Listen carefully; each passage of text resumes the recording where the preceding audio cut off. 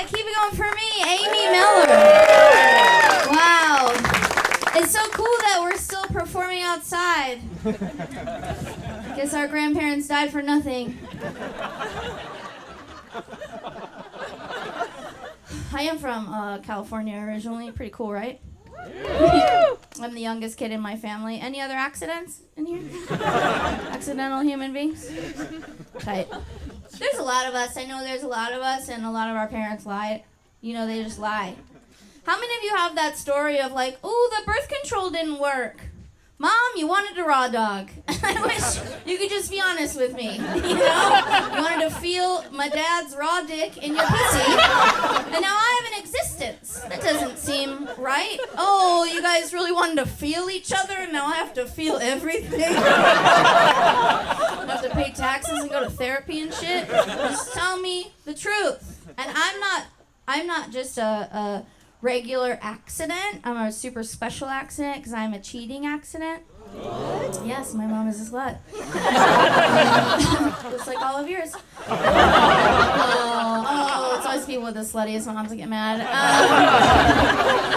I fucked your mom last night. I am a cheating accident. My mom had 3 kids already. She had a husband, a home, the whole thing. And she went on a trip for work, and she fucked her coworker. And then 9 months later, our very Portuguese-looking father got me for a baby. Like, I swear to God, there's a photo of us when I'm a toddler, and it looks like a picture of Fidel Castro and strawberry shortcake. Like, I came out with strawberry blonde hair, and my mom was like, fuck. Guess I have to tell Ron about that work trip. It's not always easy being the youngest either, you know, like, tough sometimes. Siblings are not that nice. I just got some empathy for my older siblings because I was getting onto an airplane and I sat next to this lady with 2 kids. Okay, that's something I do on purpose. I sit next to kids on airplanes because they're small and I have a fat ass. That's it. I just need space. I mean, I'll throw an elbow and take their snacks. I don't give a shit. But that is also my privilege as a woman. We don't get a ton, but that's one that we get. Do you know what I mean? You can't get on a plane with this beard and be like, I'll sit with your kids. I love kids. But look at me, they fucking love when I do it. They're like, she looks like my teacher. They don't know I'm drunk already. It's perfect. So I sit next to this lady. She's really stressed. She has a newborn baby and a 5-year-old kid, the older sister, and the newborn baby won't stop crying. And at some point, the older sister gets like a little crinkle in her face, like she might shed a tear. And her mom goes, not you too. She goes, if you start crying too, I'm gonna fucking lose my mind. And this 5-year-old girl goes, okay, Mom, I'll be strong. I was like, oh shit, is that why our older sisters always punched us in secret? Is this the kind of shit y'all were mad about? I messaged my oldest sister and I was like, hey, listen, I'm really sorry you never got to like feel all your feelings as a kid. And she was like, are you on mushrooms? I was like, no, I'm on a plane. She's like, is it going down? What the fuck is this text? I was like, oh no, I was trying to have empathy for you for once. Now I remember why I don't do this. And like, I would have texted our middle sister, you know, but nobody ever thinks about that bitch. Are there middle kids in here, middle siblings? Woo! Nobody cares, you're adopted. We didn't want you. It's okay, they're smiling. Middles are people pleasers. You can say literally anything to them, they'll give you the cash out of their wallet. It's cool that there's gonna be a lot more accidental people soon in this country, right? Pretty fun. Hell yeah. Yeah, I'm trying. No, girl, I feel you. No, that's. Oh, you're making a kid right now? Accident. Complete accident. With this middle child? No. Oh. How did it happen? Dick. Thank you for your honesty. A dick. Went in there raw. You had a wonderful time. And now? Now you have a person. God bless. We'll love it when it comes out. Right now, I'm not sure. Is there still time? Just kidding, baby. She didn't say how many months along. We don't know if it can hear me. It's a scary time though to be fucking when you can make a baby. I travel around this country. I've been single for a while. I'm terrified. And I also started getting tattoos because I've given up. And also if I'm gonna live in a country that wants to control my body, I'm gonna put a fucking Tweety bird on my titty. I don't care. I'll put Taz on my asshole. The asshole's the hurricane, obviously.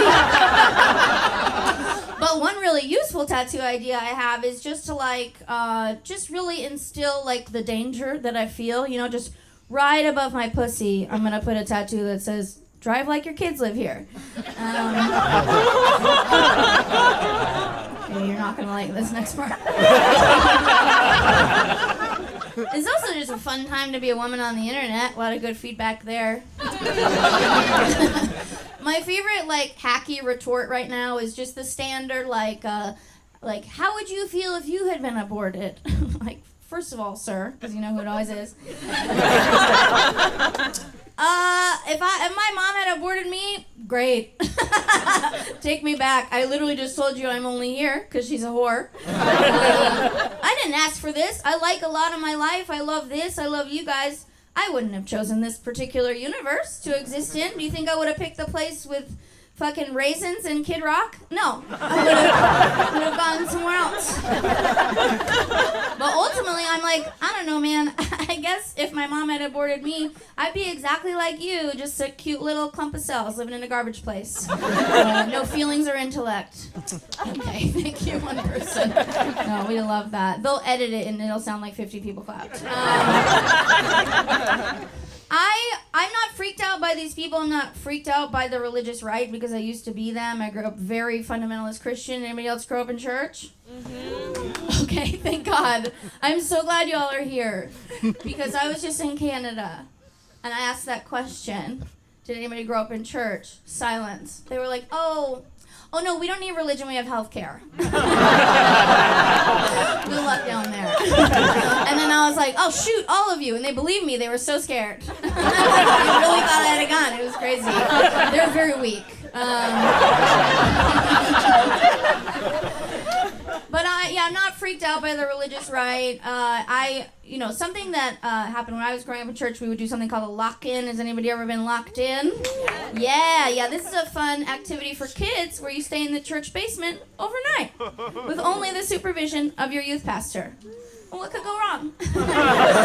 What kid's ever been hurt at church? Our youth pastor, Pastor Jeff, full name, you'll see why.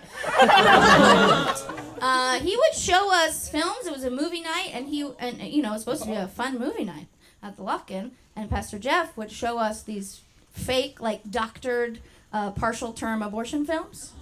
Yeah, I don't know why he did that. I guess the Sandlot was all checked out.